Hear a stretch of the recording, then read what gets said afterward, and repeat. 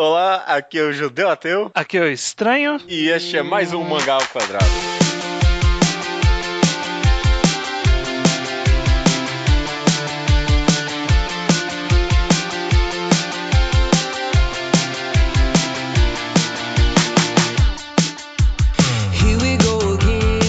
Maravilha, Estranho, seja bem-vindo ao 169º 169 Mangá ao Quadrado. Caraca, isso não foi programado. Não foi programado mesmo, caraca.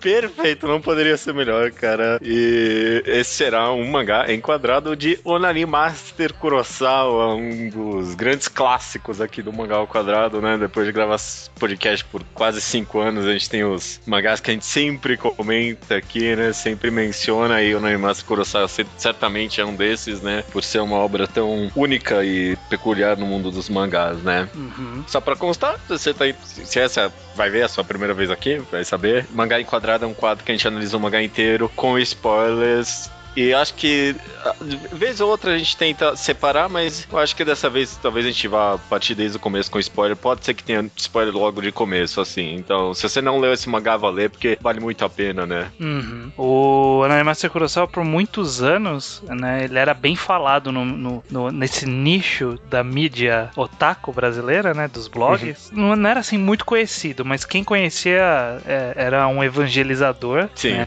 A gente tinha até o clássico texto do otaquismo que eu procurei pra esse podcast, eu não achei de novo.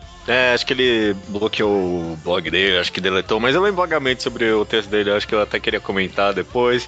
Vários blogs, assim, bem conceituados, por assim dizer, fizeram um post desse mangá, tem um post da Ofelide também, né, teve um ano específico que saiu um monte, assim, todo mundo comentou do mangá, né. Isso, inclusive, foi o motivo da gente ter demorado tanto pra falar, né, porque nos primeiros anos do podcast, a gente tinha certeza que, já falaram tudo que tinha pra falar de Onani Master, por que a gente precisa falar, né? Uhum. E muito tempo se passou, muitas pessoas novas vieram pra esse mundo dos mangás, conheceram a gente, e porventura não pegaram a recomendação de Onani Master, que foi feito lá no começo, né? Às vezes a pessoa pulou. Então é sempre uma boa a gente trazer de volta e poder falar desse clássico, né? É sempre bom revisitar uma história boa. Concordo, cara. Então, só antes da gente começar, você recomenda pras pessoas lerem Onani Master Kurosawa, com certeza, né? Sim, sem dúvidas. Eu dúvida também. Acho que qualquer pessoa, imagina, até o público feminino pode tirar alguma mensagem desse mangá, né? Apesar de ter essa temática de masturbação masculina e tal, acho que é um mangá pra todo mundo, assim. Tem mais ou menos, né? Provavelmente o público feminino não se identifica com um pequeno aspecto, né? Que acaba sendo o início do mangá, mas dali pra frente dá pra... É uma história pra qualquer um, obviamente. Sim, sem dúvida, então vamos partir pra análise, pode ser que tenha spoilers a partir de agora. Antes de roteiro, vamos falar um pouquinho de arte. Uma vez você falou pra mim que a arte desse mangá é de alguma forma amadora e profissional ao mesmo tempo, né? O cara conseguiu achar um meio termo, tipo, ideal, né? Sim, é como se o mangaka profissional não tivesse assistente e tempo. Sabe, tipo, ele não tinha tempo pra finalizar as páginas, então, tipo, vai assim mesmo, né? Um monte de rabiscos. Eu lendo, eu tenho a impressão de que foi algo feito no intervalo de uma sala de aula mesmo, sabe? Tipo, o cara desenhou ali em algum lugar, tem uma mesa grande, bonita, dá um tom bem pessoal mesmo, assim, sabe? Tipo, parece que o cara tá jogando a alma dele mesmo na arte, sabe? Parece que a gente tá lendo um caderno, né? Parece que tá desenhado num caderno. Não tem linha de caderno, mas parece como se tivesse sido desenhado no caderno. Sem dúvida. Obviamente toda a arte é feita a lápis, né? Uma coisa talvez que eu não gosto muito é que em alguns momentos um quadro aqui e ali, de vez em quando ele muda o estilo, tipo, põe uma colorização meio digital ou às vezes no preto e branco ele muda e aí fica meio distoante, sabe? Sim, eu tive essa mesma impressão, até anotei isso, porque às vezes tava indo um ritmo na história e de repente cortava pra uma página e tinha lá o cara, tipo, totalmente definido, sabe? Sim. Todas as outras páginas ele tá esse sketch quase, esse traço não tão firme, e do nada vem ele super mega definido. Então eu acho que não acaba não combinando tanto, né? Mas é aquilo, né? A gente aceita porque é um amador profissional. É um amador profissional. Mas esse amadorismo acho que acabou compensando em vários momentos mesmo assim, sabe? Ele fazia umas linhas bem grossas em momentos de tensão. E esse próprio riscado que ele usou pra sombra, né? Quando é um momento mais extenso, ele realmente deixa um tom mais pesado, sabe? Eu acho que é uma arte que funciona bem tanto pra comédia quanto pro drama que tem esse mangá, né? Da maravilha. Eu acho que de arte é mais ou menos só isso que eu tenho pra comentar. Tem mais alguma coisa? Não, é só isso. A arte é meio que tá ok, né? O grande tira do mangá, de fato, é o roteiro. Antes de falar, você lembra como é que você conheceu esse mangá? Eu conheci nesse nicho mangá otaquístico que o pessoal falava sobre Onani Master Kurosawa. Na época ele era apelidado, eu não tenho certeza dele, mas eu acho que sim, que ele era um dos 4 mangás tiro na cabeça, sabe? Que você lia e queria se matar. Nossa, caraca. Eu não lembro se era esse, mas citavam que era o Pum Pum, Kokonohito, Onani Master Kurosawa e acho que a Konohana.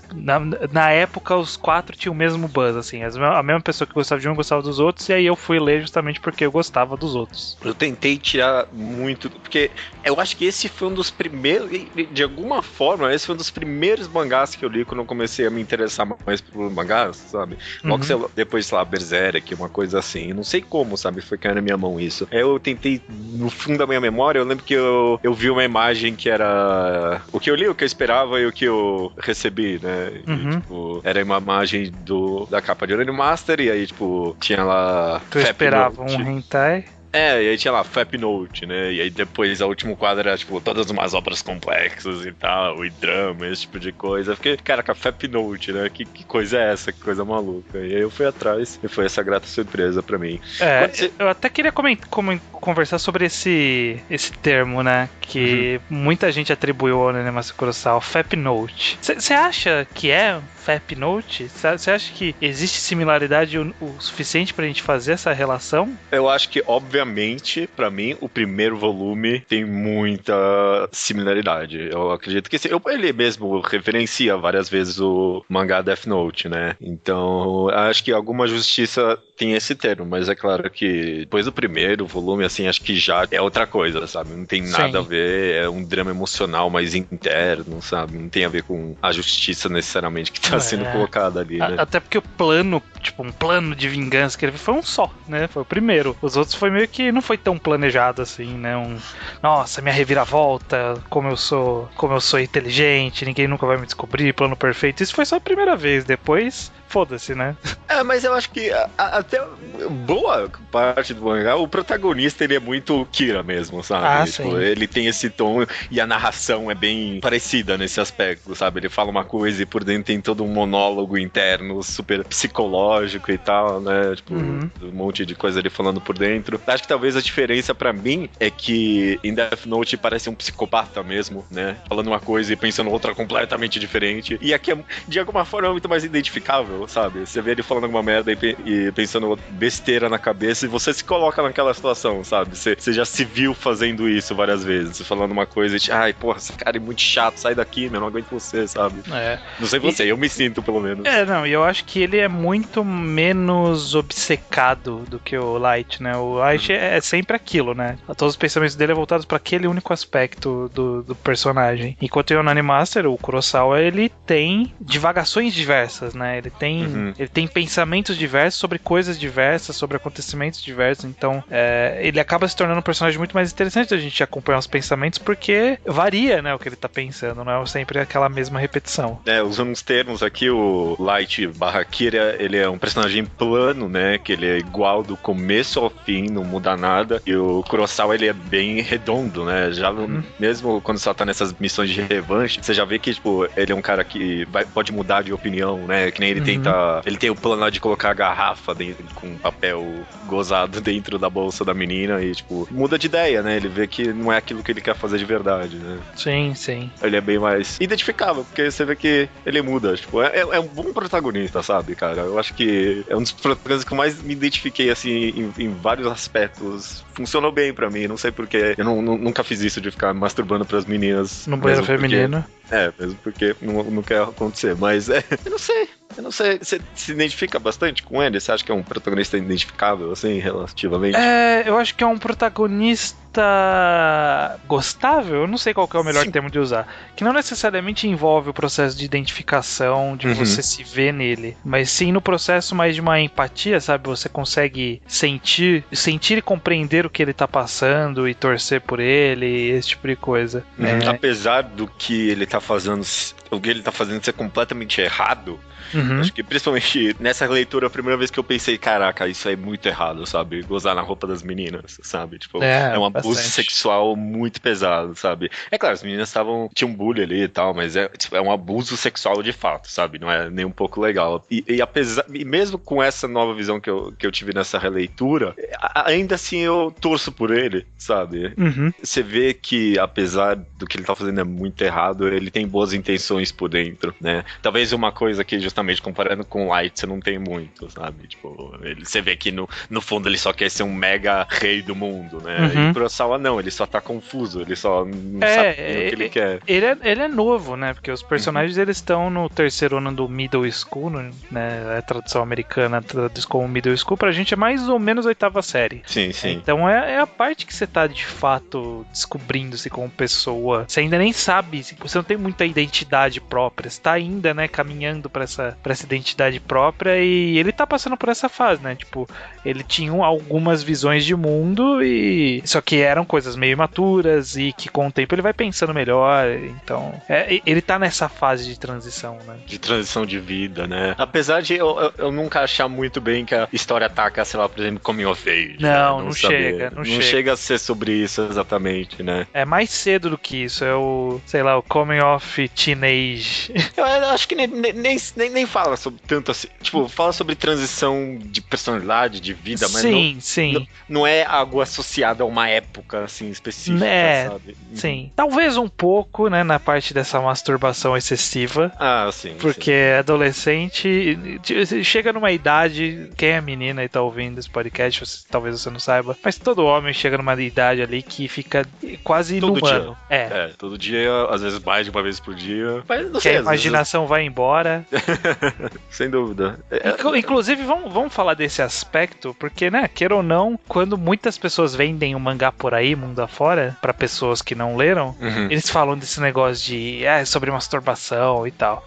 Eu acho que não é sobre, mas ele trata sobre bastante, então é importante que a gente fale sobre isso, né? Eu acho, e é bom a gente talvez já até tirar isso do caminho, né? Obviamente, tem momentos, assim, bem específicos que ele fala sobre puberdade, mas é sempre bem de passagem, né? Ele não ignora o tema, né? De masturbação e sobre puberdade, sobre se identificar sexualmente e tudo mais, né? Então, ele fala sobre isso, e principalmente de seu momento, né? Da vida que os jovens fazem bastante disso, né? Sim, mais ou menos como é a forma que trabalha. Eu acho que retrata relativamente bem a mente humana do jovem, que ele escolhe um alvo e fica fantasiando isso, ainda mais numa época sem internet, né? Hoje em dia, eu não sei como deve ser adolescente hoje em dia. Antigamente, a imaginação era muito importante.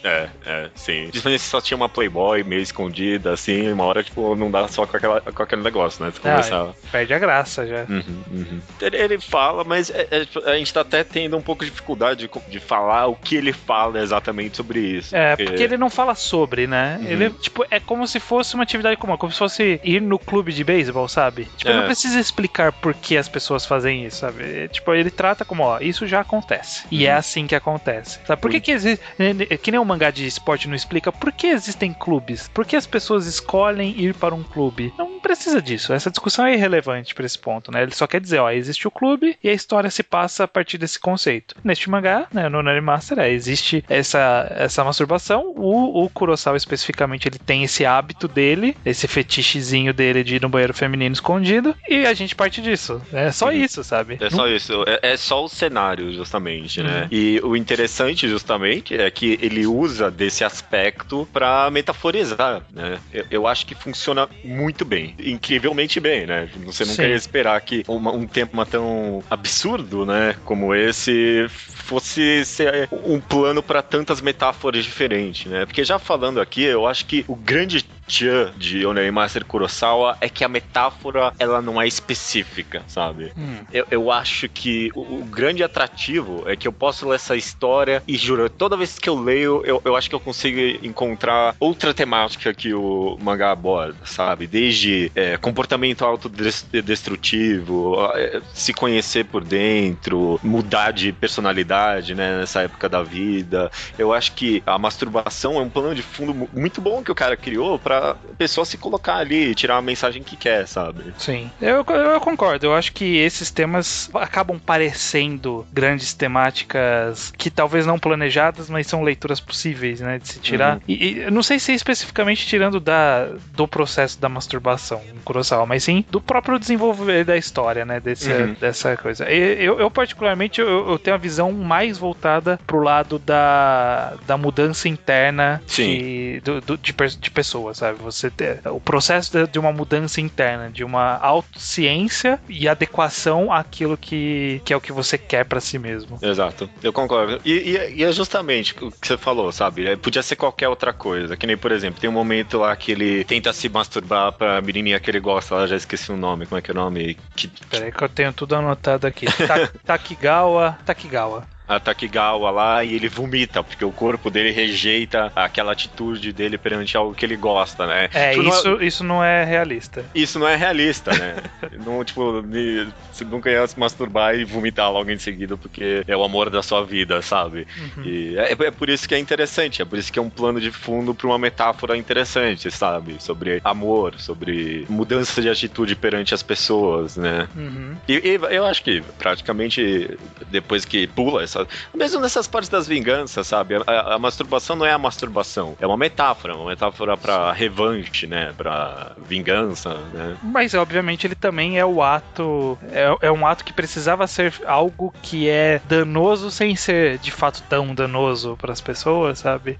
Tipo, ser algo que simbolicamente seja repulsivo e que cause aversão em todo mundo por algum motivo e, portanto, né, faz a história avançar, né? A masturbação é só um cenário, mas ele é o cenário que a história foi construída. Sem ela não tinha essa história desse jeito. Né? E também não seria tão interessante assim, né? Que nem o momento... Não quebraria tantas expectativas, talvez. Não quebraria tantas expectativas e tiraria vários momentos, né? Tipo, sei lá, quando a Takigahara, sei lá. Takigawa. Acho que eu esqueci o nome dele. Takigawa encontra ele lá no banheiro e aí você fica meio desesperado. Ah, não, essa é a Kitahara.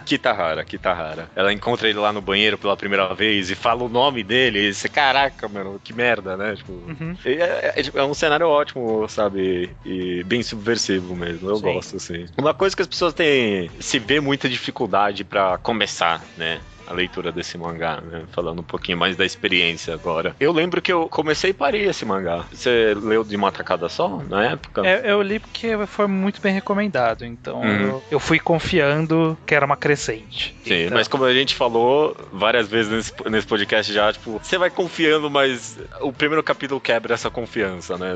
É meio um humor, assim, né? Meio satírico até, e você, tipo, não vai ter drama nisso aqui, né? Não parece que vai ter, né? Acaba até, inclusive, tem o trava-hype pro bem, o seu famoso trava-hype, né? Pro bem e pro mal, né? Porque eu já vi relatos de pessoas que, de fato, ficaram meio chocados com essa história, falaram não tem como isso ser bom, e depois ficou surpreendida pro bem. E tem gente que falou, não, mas vai crescer. E aí cresceu, e aí na parte final, como acaba seguindo outros caminhos, né? Que não nessa crescente de autodestruição e tal, que pessoas ficaram um pouco decepcionadas com essa virada. A gente vai chegar nessa parte, né? Sim. E é claro também, caso de pessoas, essa história não presta e desiste de vez, né? Sim. Sempre tem, né? Independente da história. Isso é até um problema dos mangás de forma geral, porque eu sempre fico pensando que a maioria dos meus mangás preferidos tem que pedir para as pessoas lerem já com um aviso de tipo, insiste até tal parte, sabe? Pelo menos até o terceiro volume, né? Tipo, sei lá, Slandunk, você tem que falar pra pessoa assistir uma boa quantidade. Neuro, Konohito, você tem que pedir pra assistir uma certa quantidade. Neuro. Até The Music of Mary, eu falo, olha, mesmo que você não goste do primeiro volume, lê o segundo, sabe? Você tem que ir bastante precavido. Parece que é uma conceito dos mangás e acontece um pouco no Nani Master, né? Você tem que falar, olha, mesmo que pareça que não, vai embora, sabe? Que é legal. E aí ninguém acredita, né? Nunca, não tem jeito, sabe? Ele vende bem, talvez, a ideia de que vai ser meio que só uma sátira, né? Um exagero desse comportamento bem Death Note mesmo. Principalmente porque tem muita referência, né? A Death Note, outros mangás ali, né? O próprio nome, né?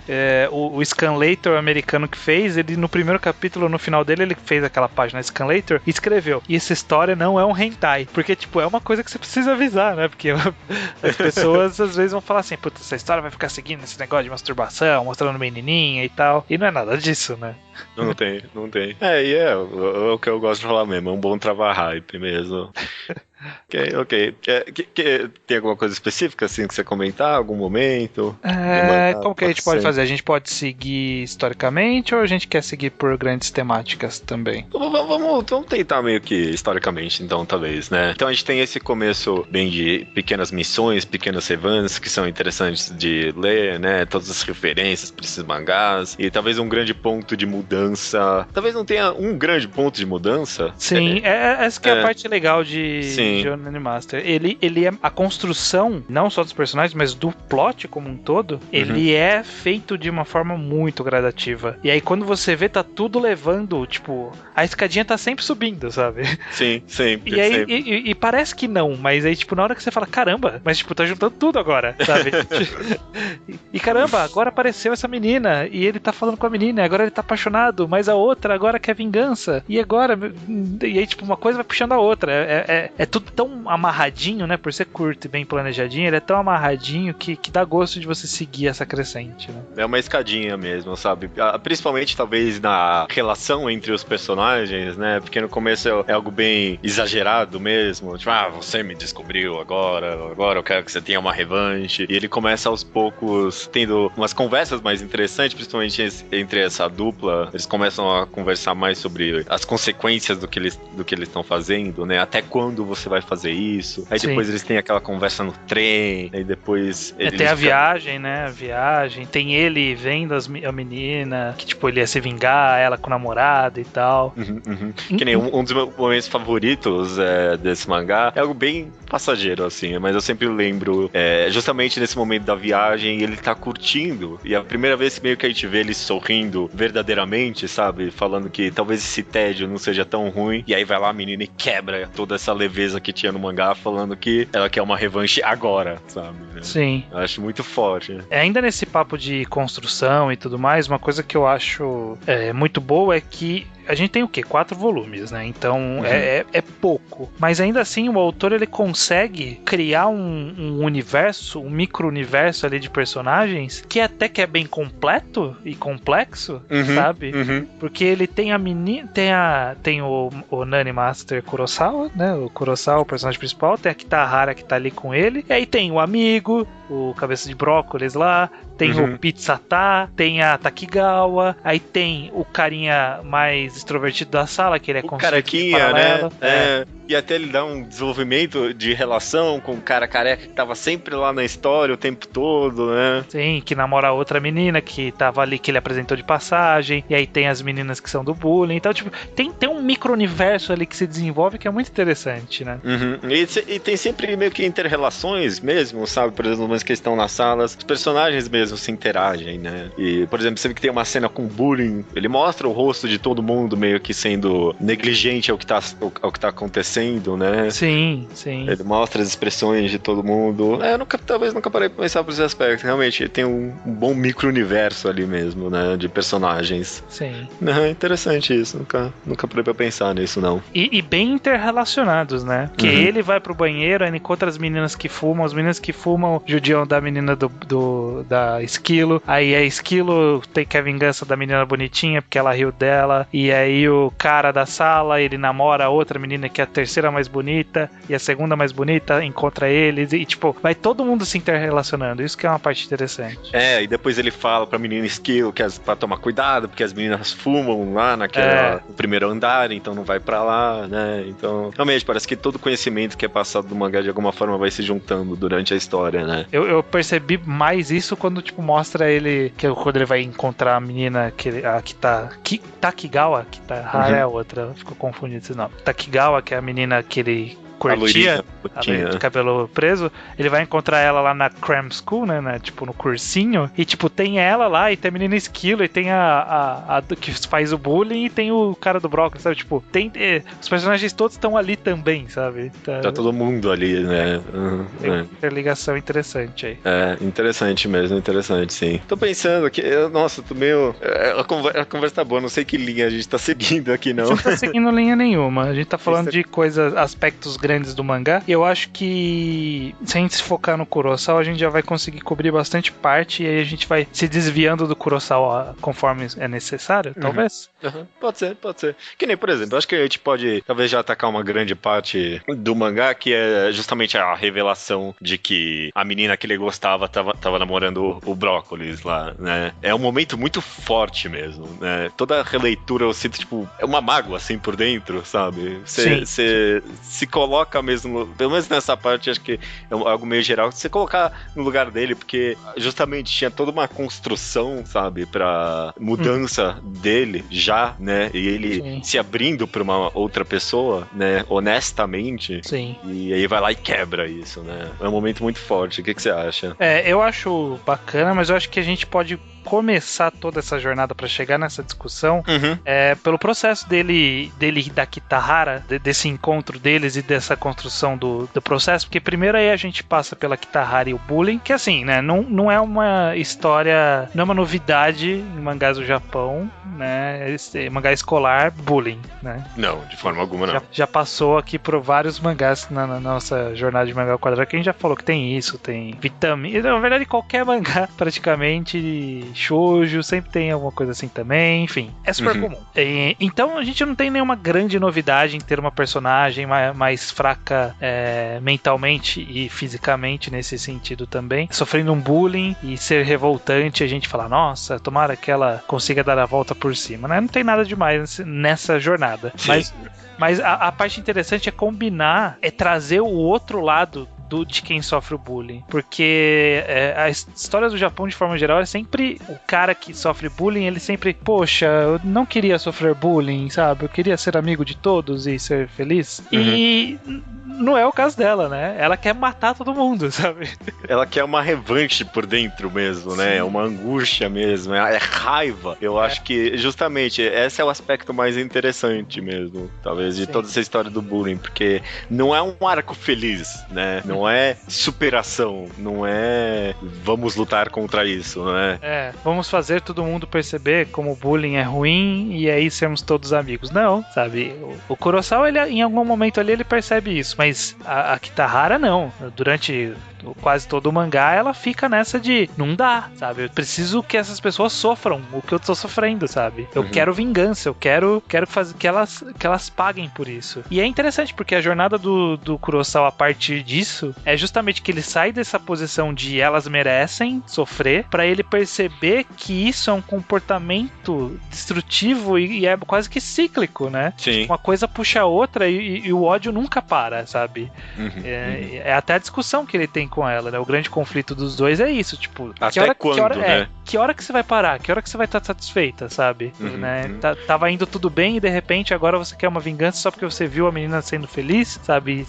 Isso ainda tá dentro de você não vai se livrar nunca disso? Sim, exato. Eu acho bem interessante isso. E o mais interessante talvez é que é algo muito mais pessoal, sabe? Não é a atitude dele em como tá afetando as outras pessoas, né? É a atitude dos dois como estão afetando a eles mesmos, né? Sim. Tipo, eles estão conseguindo a revanche deles, eles estão machucando os outros, né? Mas Sim.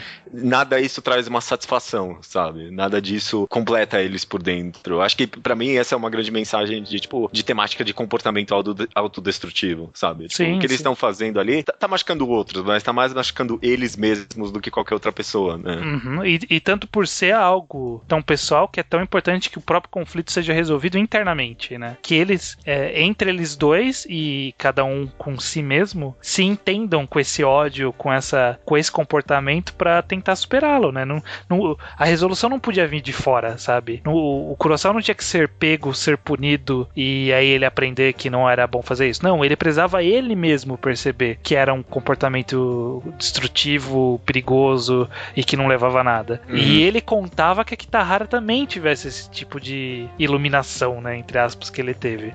Só que não, né? Também que aí não. É interessante isso, como os dois personagens tiveram arcos diferentes pra tratar essa questão do bullying, né? E do comportamento autodestrutivo também, né? Sim, porque ela mesmo diz pra ele, eu não tenho a mesma força que você, eu não sou igual a você, sabe? Eu não consigo, tá dentro de mim, eu não consigo. Uhum. Ela até, na parte que ela vai lá e joga a mesa no chão, né? Ela até, o autor meio que até abandona essa temática de masturbação e deixa a personagem falar, tipo, eu queria matar essas pessoas mesmo, sabe, né? Sim. Eu queria que elas sofressem mesmo, né? É interessante como mostra o quão fraca era, emocionalmente era aquela personagem, né? Comparado ao Kurosawa, pelo menos. Sim, sim. Na verdade, o Kurosawa ele também era fraco e aí ele se desenvolveu a partir disso, né? Mas ela não conseguiu, infelizmente, né? Ela ficou presa nisso.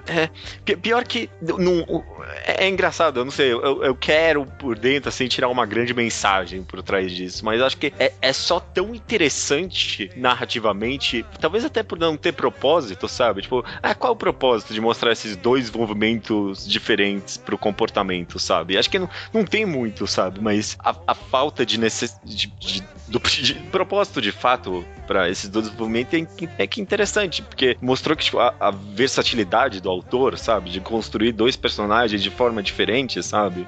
Eu acho que a necessidade de ter os dois justamente é o papel do contraponto, né? Não só pra gente como leitor, mas pro próprio Kurosawa, a Kitahara sempre foi, tipo, ele também, sabe? Que ele que não deu certo, que ele que não conseguiu, na parte final já do mangá, ele que não conseguiu superar, tanto por isso que ele se sente responsável, né, por ela. Então acho que essas duas coisas foram justamente pra fazer esse paralelo de, olha, eu consigo, mas tem gente que não consegue, e é meu papel ajudar quem não consegue. Então acho que fez parte do planejamento esses dois desenvolvimentos em paralelo. Sim, não, e justamente, planejamento talvez seja a melhor palavra, assim, pra classificar todo esse desenvolvimento, porque é muito bem planejado, de fato, sabe? E mostra que nem tudo é resolvido facilmente, sabe? Tipo, que nem ela fala, né? Eu não sou que nem você.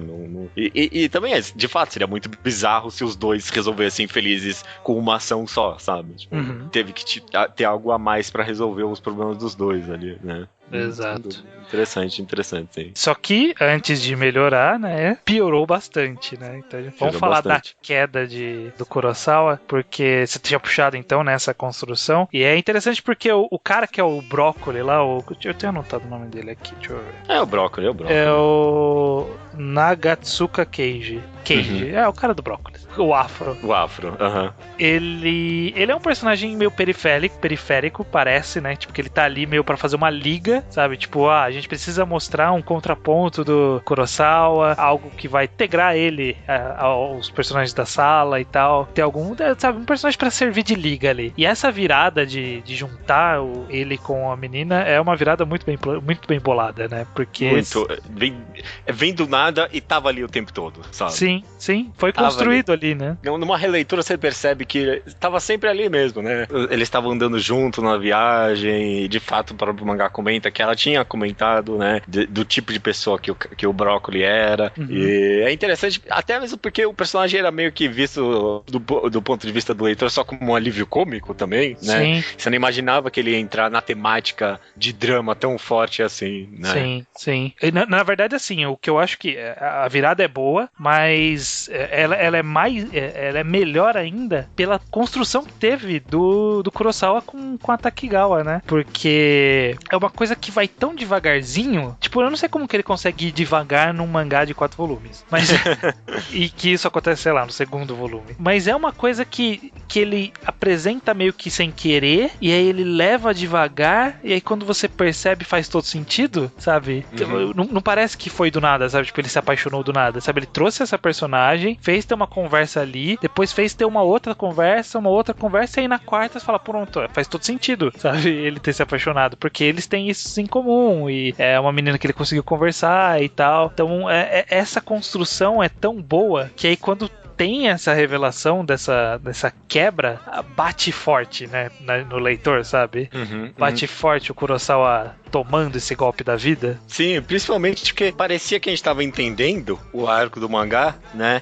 Parecia que nem eu até poderia imaginar que um rumo óbvio pro mangá naquela hora era ele se apaixonar por ela, confessar pra ela, e aí ela ajudar ele a confessar pra todo mundo o que ele fez, ou talvez entrar até num drama tipo, eu tô agora com essa menina e eu não sei o que fazer com ela, sabe? Por causa das coisas que eu fiz. Sim. E foi pra um rumo completamente diferente. É uma grande quebra. Eu acho também, você falou, o interessante é o que vem depois dessa quebra também, sabe? Sim, tipo, sim. Todo desenvolvimento. A queda psicológica do Kurosawa, ele vem forte, cara. Nessa minha releitura, ela me pegou muito, assim, sabe? A agonia que ele sentia, eu sentia também, sabe? Tipo de, caramba, tava tudo certo, sabe? Tava tudo certo, parecia que tava encaminhado a minha vida. Tava ali, né? A gente combinava, e aí surgiu isso. E aí, na visão dela, ela tava totalmente diferente do que ele tinha se apaixonado, né? Porque é sempre assim, né? Quando você tem o coração partido, você vê a pessoa diferente, mesmo que ela continue igual. Só que, na forma como o autor retrata, parece que ela tava diferente de alguma forma, né? Porque a gente vê pelos olhos do Kurosawa. E aí fica essa sensação, essa agonia, esse desespero que ele vai sentindo, ele vai passando pra gente, e a gente compreende, a gente não concorda, mas a gente compreende ele aceitar fazer a vingança que a Kitahara pedia, né? Na época, quando eu li, acho que talvez pela primeira vez, eu acho que até me identifiquei um pouco, principalmente porque acho que estava muito principalmente na época tinha muito esse papo de friend zone e tal, esse tipo de coisa, né? Hoje em dia eu tenho uma visão muito diferente em relação a isso. E acho que mesmo tendo essa visão diferente, é o que você falou, sabe?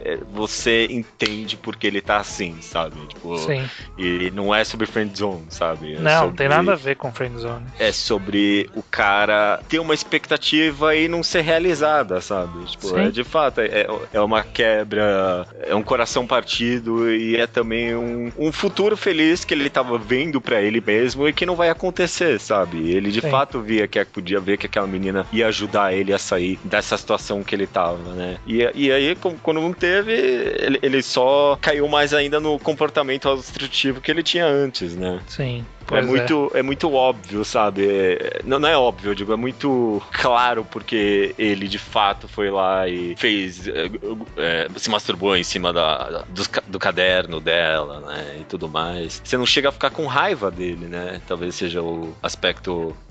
Eu fiquei um pouco com raiva, mas eu entendi como ele chegou àquilo, sabe? Fez sentido ele chegar àquilo, mas eu achei vacilo. E acho que combina muito bem também, porque nessa parte do mangá também o cara totalmente abandona qualquer alívio cômico, sabe? Antes tinha uma quebra interessante entre alívio cômico e drama e tal, e aqui acabou totalmente, e ele meio que se mergulha literalmente até, né, nos simbolismos e tal. Porra, adoro a cena lá aí que ele vai se masturbar em cima dos cadernos da menina, e aí ele vê ela, começa... Como ela afundando, né? Ela meio morta, né? Na piscina, numa poça d'água, assim, meio invisível, e ele vai sumindo junto com ela ali. É uma construção de quadros muito boa também naquele momento. Eu acho que meio que passou pra gente a emoção que o Kurosawa podia estar sentindo naquele momento. O que acaba tirando ele daquela situação é ele ver a pintura ali. Você acha que é um pouquinho forçado isso? Tipo, ele mudar totalmente só porque ele viu aquilo? Eu não sei se é forçado, porque, assim, parece ser muito simples, né? Mas é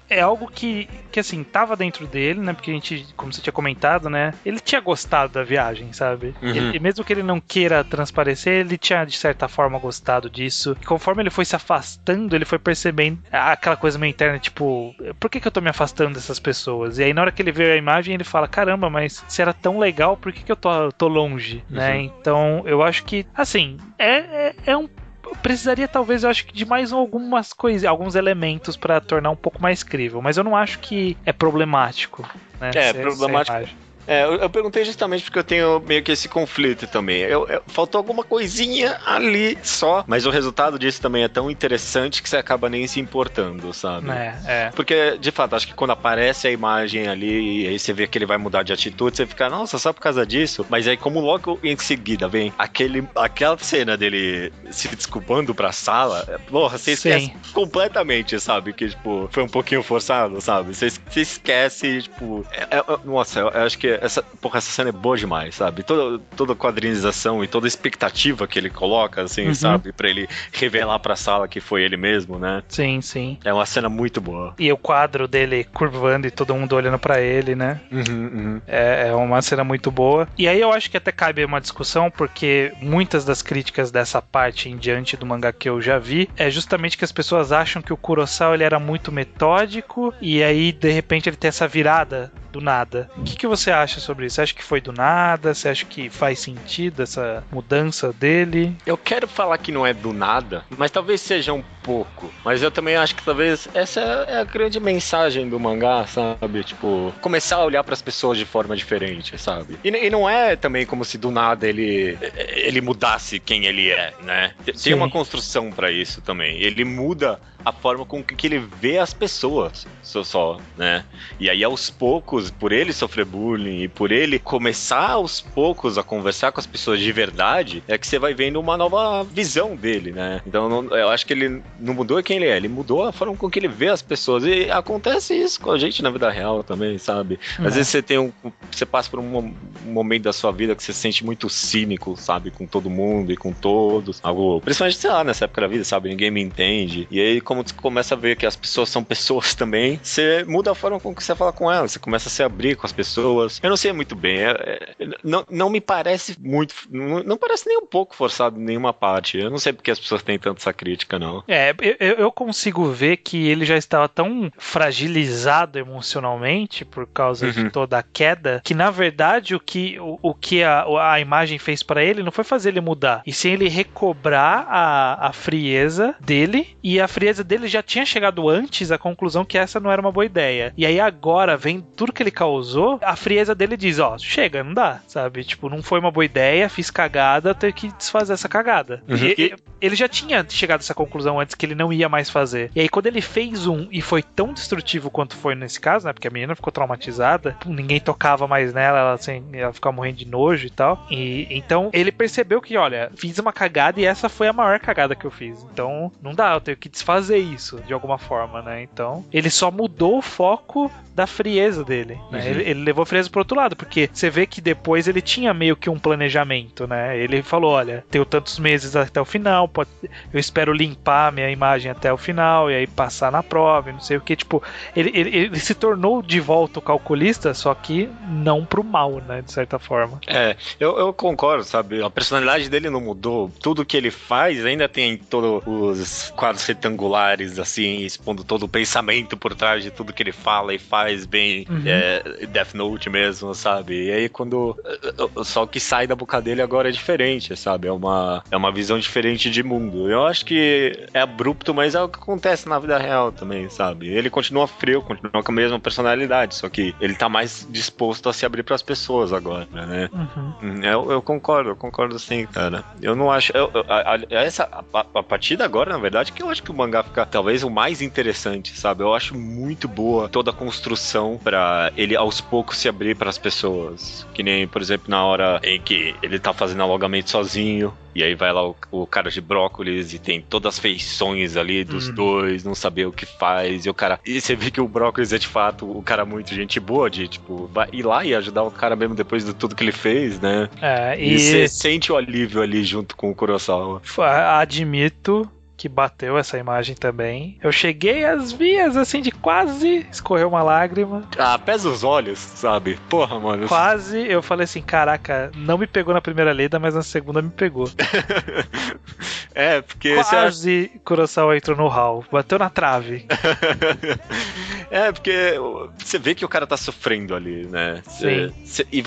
E junto com ele, você sabe que ele merece, sabe, tudo que ele tá passando. Só que é pesado mesmo assim, né? Você fica com dó dele. E você acha que ninguém nunca mais vai falar com ele. E aí quando aparece um amigo ali pra ajudar ele. Sim. E ele, na verdade, assim, não é nem o amigo ir pra ele. Pra mim, o que pegou foi justamente ele. Ele, olha, muito obrigado, sabe? Você foi brother agora. Obrigado. Obrigado.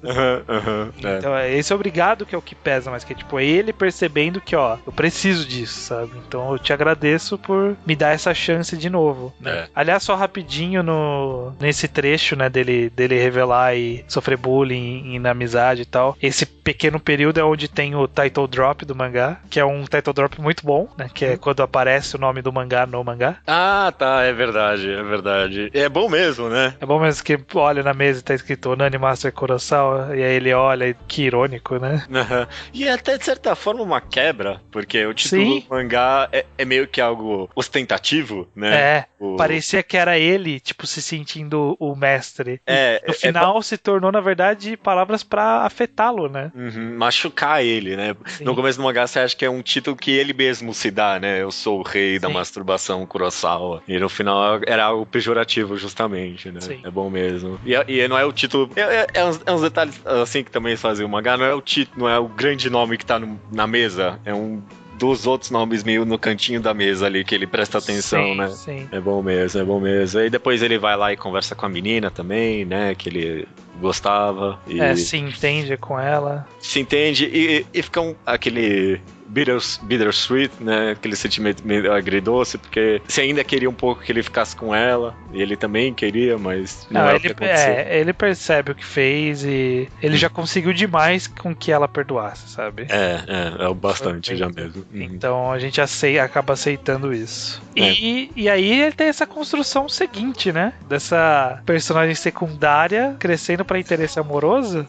Muita pouca gente gosta disso, né? O que você acha? Cara, eu acho que é a vida, né? É a vida é assim. Às vezes do nada surge e é isso, né? Tipo, você não esperava que fosse aparecer algo e aparece, né? Pra mim parece ter funcionado. É um pouquinho problemático, talvez, só... Ela ser meio tsundere.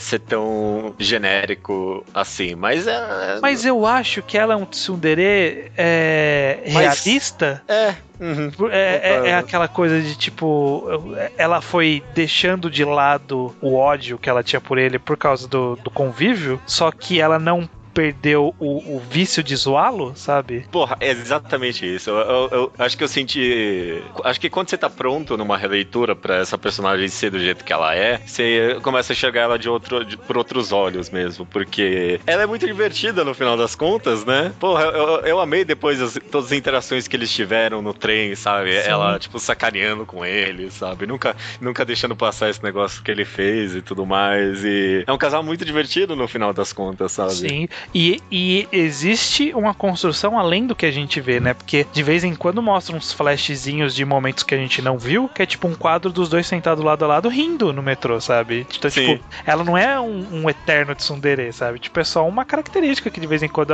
ela usa pra dar uma zoada nele. Então eu nem consigo ver como uma tsundere de fato, sabe? Tipo, ela é o tsundere. Ela é do jeito que ela é, sabe?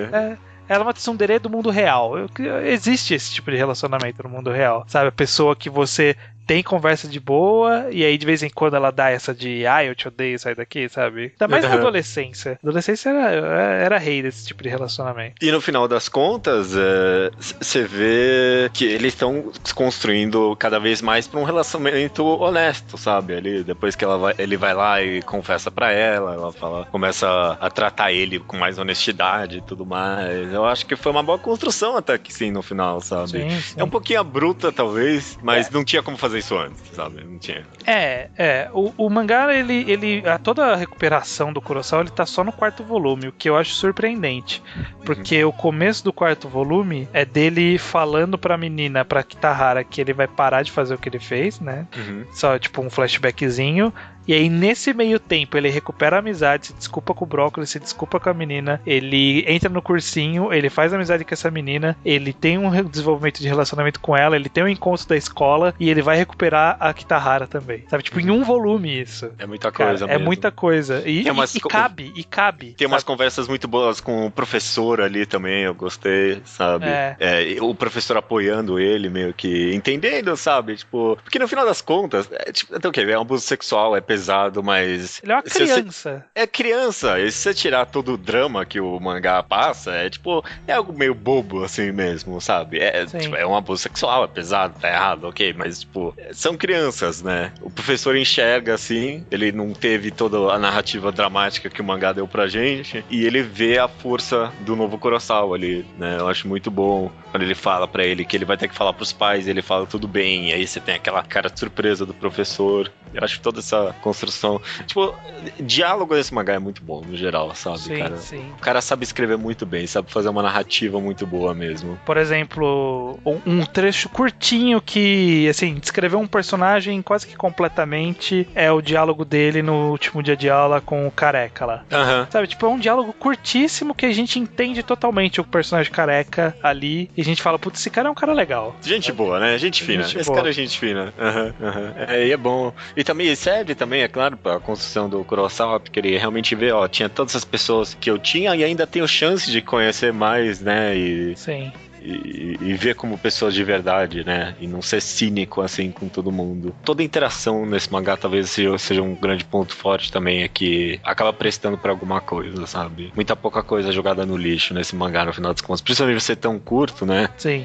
Tudo funciona assim. E aí, talvez voltando justamente pra menina esquilo lá, que eu já Kitahara, né? A gente tem esse desenvolvimento final aí dela, que a gente já comentou mais ou menos, né? E aí você vê que no final só precisava forçar um pouco mais ela, né? E mostrar que tinha gente ali pra ela, né? Ele, na verdade, ele só continuou mais ativamente o que ele estava tentando antes, sabe? Porque o Kurosawa, quando eles estavam estudando juntos, ele meio que desistiu dela. Em algum momento ela falou lá, tipo, eu não sou igual a você acha que eu sou, tá me abandonando, nananana. Aí ele falou, olha, você tem que tratar isso daí, seu problema, você tá muito descontrolada, quando você quiser falar, eu tô disponível. E foi embora, sabe? E não deu certo você largar a menina resolver o problema sozinha. Ela tava perdida, né? Ela não ia conseguir. E aí o que ele fez é que ele resolveu tomar um papel ativo de recuperá-la. Falou, você não quer ajuda, eu vou te ajudar, independente disso que você tá precisando.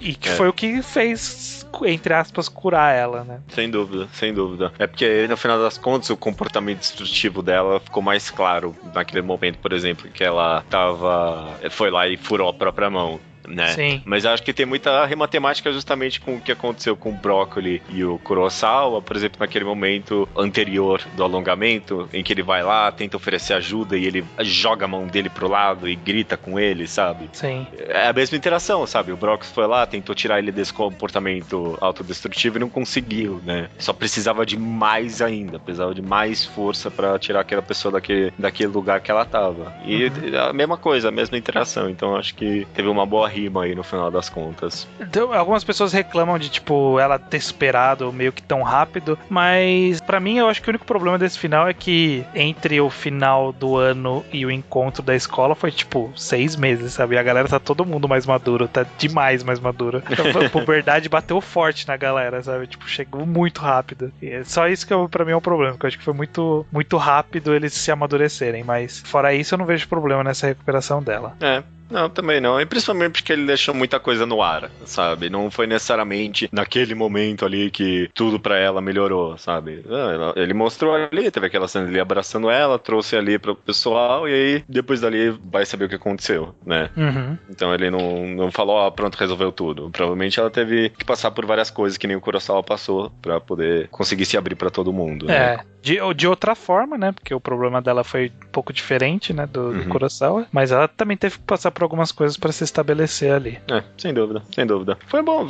Não sei, tem mais alguma coisa que você quer comentar? Só sobre o final mesmo, né? Dele chamando ela pra sair e tendo aquela ceninha dela, não, eu não gosto desse tipo de convite. E aí ele convida ela pra sair mesmo. E aí fica no ar, sabe? Tipo, eles vão sair e é isso, acaba o mangá nesse ar. A vida continua. O que você acha disso? Tipo, você acha que devia ter mostrado? E aí, como que vai ser?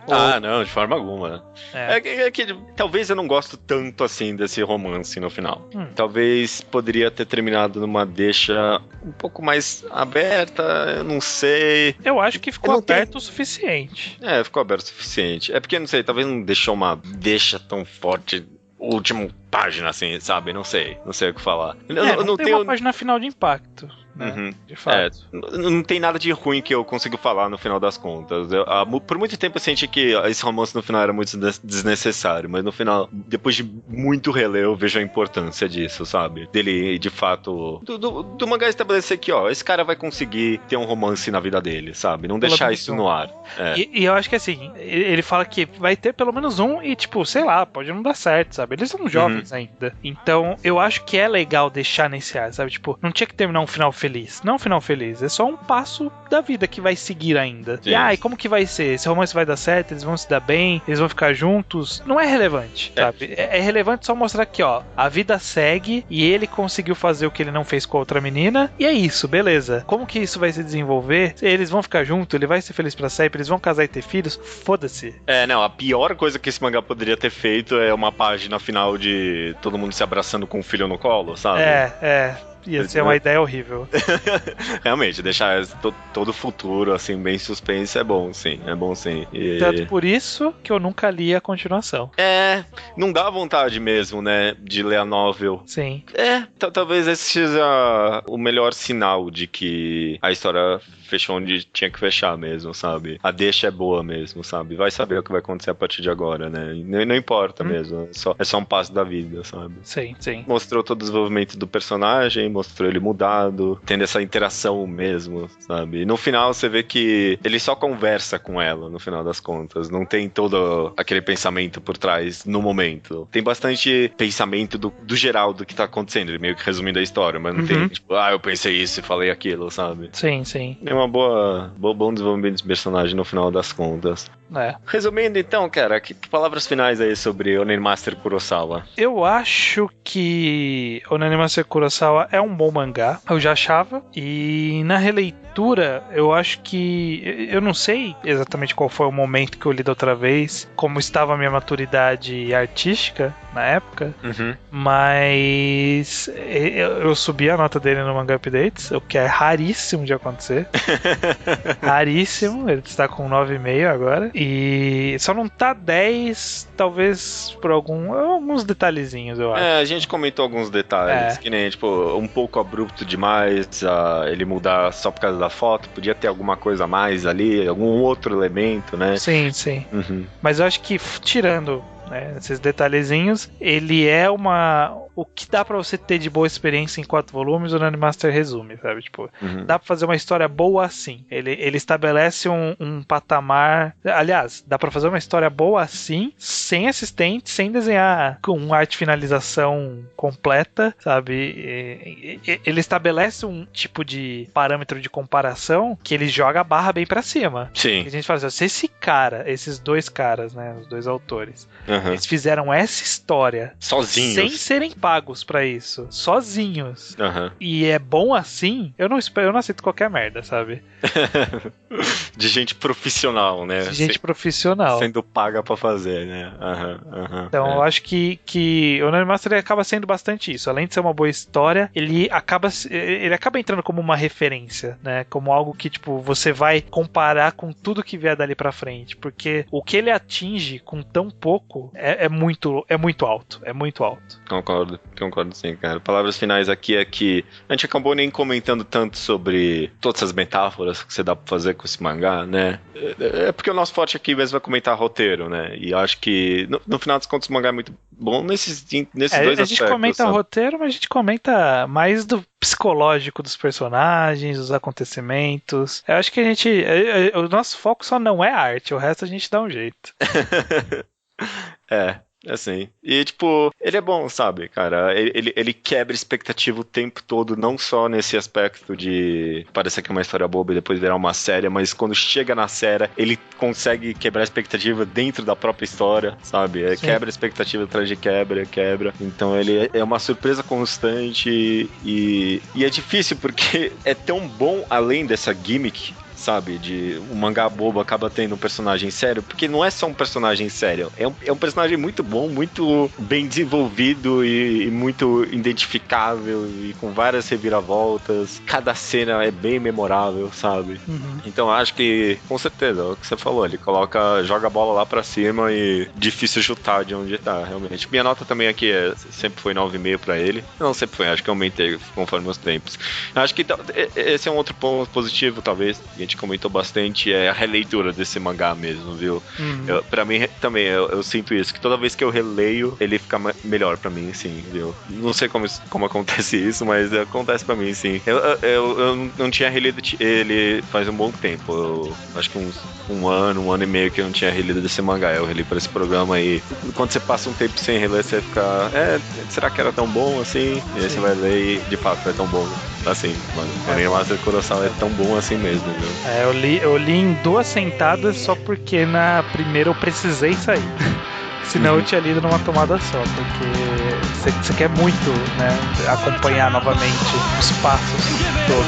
E você sente, sabe, cara? Você sente de novo, né? Você sente de novo. Eu acho que esse talvez é o...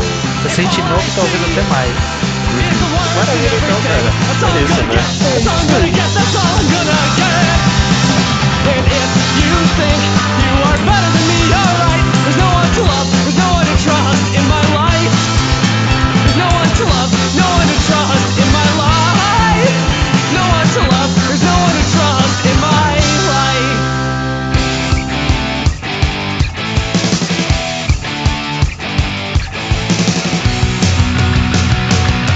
There's a boy in crimson rags with the grimace and a spoon and a little southern girl, please some Leitura de e-mails do episódio 168, Japão com Rubio.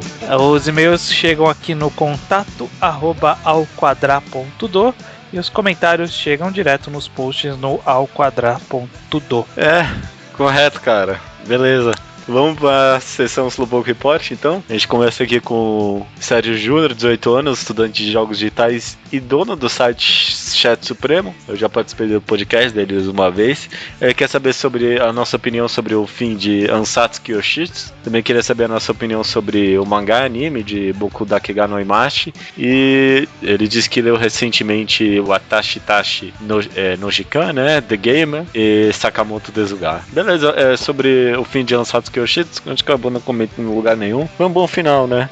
Fechou relativamente bem, né? O pessoal ficou meio mixed feelings com o último capítulo, mas eu acho que overall ele fechou do jeito que deveria fechar, então tá bom. Até do último capítulo eu gostei. É que realmente, no geral, a obra talvez não amarrou tudo que... Não é que ela não amarrou, ela não soube aproveitar de todo o potencial que ela tinha, né? Sim, nunca foi além do que a gente imaginava que ele poderia ser, mas não foi ruim, né? Foi ruim, não só foi ficou um pouco aquém do esperado. Boku Dakega no Imachi, acabou o anime agora, eu li os últimos volumes do mangá para poder comparar com o que eu achei do anime, porque parece que é só essa parte que diverge um pouco.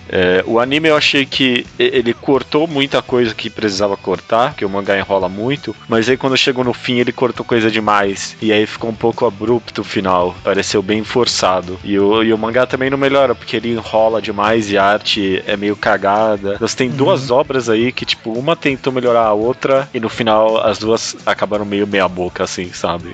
Foi É um caso bem curioso. Eu não li, não vi nada, mas não duvido que logo tá aí no Brasil, aí quem sabe eu dou uma chance. Bem capaz. Já comentários sobre o último programa, vamos aqui com a Cassie, que disse que está há 5 meses de intercâmbio no Japão e conta que teve basicamente as mesmas experiências que o Rubio, olha, curioso. Um dos primeiros lugares que foi visitar quando chegou foi Ikebukuro, e de fato lá só tem Fujiyoshis com suas Itabags. Eu não soube o que é uma Itabags, eu fui no Google. É tipo uma bolsa, mesmo que nem de otaquinho, sabe? Cheio de bottoms e chaveiros. Completa, assim, cheia, sabe? Bem curioso. Entendi. Ela disse que no cinema é bem quieto mesmo, mas quando foi ver Orange, viu muita gente fungando e chorando. Ela disse que foi bem engraçado. Bonitinho. Entendi. A Cássia, se eu não me engano, ela fazia um podcast junto com 2 rapazes no Orkut, na época do... Se é a mesma Cássia que eu lembro, na época do Naruto Brasil Tadebayo, ela fazia um podcast com 2 rapazes nessa comunidade de Orkut, se eu não me engano. Tá bom, com essa dúvida aí no ar. Eu não sei, tomara que ela escute essa letra de medo, eu quero saber se era ela mesmo. Fica essa dúvida aí. O Camusenel, ele gostou muito do programa e ele achou que, do jeito que ele é retratado no Ao Quadrado, o Rubio ia bancar de Ferris Bueller no meio do Japão, né? Que nem no... Como é que é o nome do filme? Curtindo a Vida Doidada. Curtindo a Vida Doidada. Não foi o caso, né? Ficou na torcida para outros membros do podcast viajarem e contarem suas histórias. E deixou o pedido pro Judeu contar um pouco suas memórias em Jerusalém, né? Eu que já também viajei pro mundo. Você também foi pra Nova Zelândia, né? Tem mais histórias. Eu também só fui pra Israel. Mas você morou lá, né? Então, eu morei lá uma época. Existe uma vivência aí. Mas não sei, acho que aí desfoca muito do tema do podcast. Quem sabe um dia no Segunda Potência, sei lá. Ou num bar com você, Camussa, né? A gente conta tudo. Chega aí, paga uma cerveja pra gente e a gente conversa. Maravilha. Finalizando aqui, o Jorge Joestar, ele disse que o programa realmente pareceu um Nerdcast de viagem, mas que não desmereceu a qualidade do programa e o número de informações. Ele disse que vai ter que juntar mais 2.000 aí pra viajar lá pra 2018. Tá perto de 2018, mas... Mais perto que 2020. Mais perto que 2020, com certeza. Puta, cara, 2 pau, mano, ainda tô inconformado com isso. Mas eu fui dar uma pesquisada depois, até fica a curiosidade aí. Não chega a dar, aliás, chega a dar quase R$2.000, só que o Rubio tinha falado que era 7 dias esse valor, mas esse valor era de 21 dias. Se fosse 7 dias, eu acho que era 1.000 e pouco, aí 14 dias eram uns 1.500 e o de 21 dias era 2.000, mais ou menos. Um pouquinho mais viável. Então já é um pouco menos, né? Porra, 21 dias já dá pra você viajar legal ali. Dá mesmo. Então estou um pouquinho menos embasbacado, mas ainda estou um pouco. Ok, cara, estamos terminando aqui a leitura de e-mails. Eu não consumi nada essa semana, não. Tava muito ocupado e aí quando eu consegui relaxar, bateu uma gripe, meu amigo. Mas tão fodida, eu nunca passei tão mal na minha vida, eu juro. Você não recomenda a gripe? Não, nossa, não. Péssima recomendação, viu? Caraca. Eu cheguei em casa tipo umas 5 horas da tarde do trabalho e aí eu deitei na cama e eu só fui levantar às 7 da noite do dia seguinte, sabe? Tipo, eu morri ali, e pra ir pro hospital, justamente.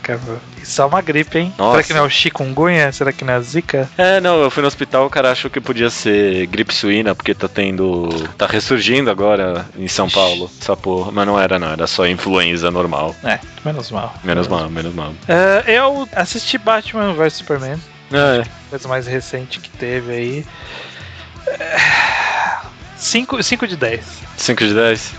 Simplificando, 5 de 10. É um 5 de 10, tipo, medíocre ou um 5 de 10 ruim? 5 de 10 medíocre. Não chega a ser um desastre, mas não é bom. Entendi. Não vou falar muito sobre isso porque a internet inteira já está falando sobre isso, então só fica aí o meu parecer. Vamos ver, quem sabe essa semana eu melhoro e consigo ver esse filme. Tô bem curioso.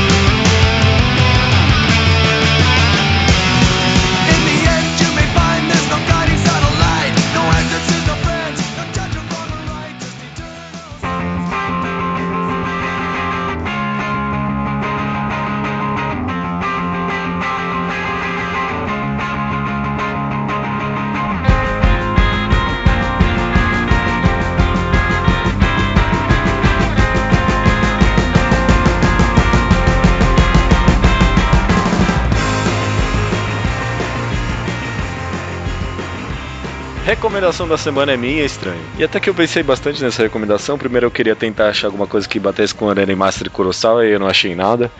Tudo que é do autor a gente já recomendou, não consigo pensar em nada muito parecido. Nem tudo que é do autor a gente já recomendou, mas tudo que é muito interessante a gente já recomendou. Aí eu não achei nada parecido, aí eu só fui com uma missão, que é tentar achar alguma recomendação que não esteja no Magatai Show, que já é muito difícil, né? Já tá difícil. Já tá difícil. E eu dei uma olhada nas minhas recomendações, eu vi que tem muita coisa emocional, interna, assim, e eu peguei algo mais escrachado dessa vez, um mangá meio Dark and Edge, chamado recente, só tem 6 capítulos e tá saindo na revista chamada Young Magazine The Third. Eu não sei. Nossa. Vai saber. Chamado Gleipnir. Gleipnir. Acho que é assim que se pronuncia. Gleipnir. Do autor San Takeda. Takeda-san. Ele teve alguns outros mangás, mas nenhum nada de relevante. Parece que esse tá. Já achei uma imagem aqui, já sei que mangá é esse. Ah, sim. Então, a premissa desse mangá conta a história do Shuichi Kagaya. Ele basicamente tem o poder de se transformar num monstro. Mas não é um monstro qualquer. Ele vira tipo boneco de segurar algodão doce na praia, sabe? Vira tipo aqueles pessoas fantasiadas na frente das Casas Bahia, sabe? Isso, exatamente. Ele vira um negócio desses gigante. Como se fosse uma fantasia mesmo, tem até um zíper atrás. Só que aquilo vira de fato o corpo dele, né? Não é como se ele estivesse dentro dessa fantasia. Só que ele odeia ter esse poder, né? Tipo, ele não, tipo, não é um poder legal, sabe? Não é nem um pouco cool. E ele só quer se esconder da sociedade, não saber que nem ninguém saiba que ele tem isso, até que um dia que acontece um monte de coisa, ele acaba tendo que revelar o poder desse pra uma menina. Dark and Edge pode ser. Eu não sei, eu tô curioso, porque eu não sei pra qual caminho esse mangá vai caminhar. Não sei se ele vai caminhar, tipo, pra ser bem óbvio e lutas bem óbvias. Não parece, na verdade. Eu tô recomendando justamente porque, pelo menos na ideia, ele parece ser um mangá muito diferente, sabe? Tipo, esse monstro, esse character design eu achei brilhante, sabe? Dentro é cheio de carne mesmo, dentro dessa fantasia do cara. E aí a menina vai lá e entra dentro dele, fecha o zíper, achei super bizarro. E ele meio que descreve com detalhes, a menina fica toda cheia do, tipo, suor dentro do cara, assim, é bem nojento. E tem todo aquele básicos mistérios óbvios em volta desse tipo de história que a gente não sabe nada, na verdade. A gente não sabe nada dos mistérios, tem alguma organização por trás, talvez, não sei, tem moedas, não sei, tem assassinatos que ninguém sabe qual é a razão. 6 capítulos, não deu pra desenvolver muita coisa, então realmente tá um mistério do que vai acontecer. Tem muito pode ser um problema para alguns. Foi difícil, na verdade, até que relevar, porque é uma constante até que grande desse mangá, achei bem desagradável, mas eu acho que a ideia é tão original e tão diferente que talvez valha a pena pelo menos acompanhar. Agora, principalmente agora que tá no começo, 6 capítulos é o que dá para acompanhar fácil e quem sabe até se divertir com tanta bizarrice que tem esse mangá. Ah, bacana, bacana. Eu tinha visto a capa desse mangá no Mangá Helpers, eu olhei e falei, ué? Coisa diferente, né? Puta, essa é a impressão que esse mangá causa. Tipo, nossa, que diferente, né? E eu fiquei até curioso, mas não acabei não indo atrás na ocasião. Tá aí a chance, né? Pra ir atrás. Tá aí, no mínimo isso, cara. É diferente, sim. É diferente. Principalmente na apresentação. Então eu tô curioso pra ver quais outros tipos de monstros, ideias malucas esse cara vai ter. Então, por isso que eu tô, pelo menos por enquanto, acompanhando. É mensal, pelo jeito. Então, uma vez por mês pode ser que dê pra se divertir por enquanto. Nossa, morreu. Recomendação da semana é minha. É Gleipnir. Não sei. Gleipnir. Até semana que vem, então, tomara. Até semana que vem. Se estiver vivo.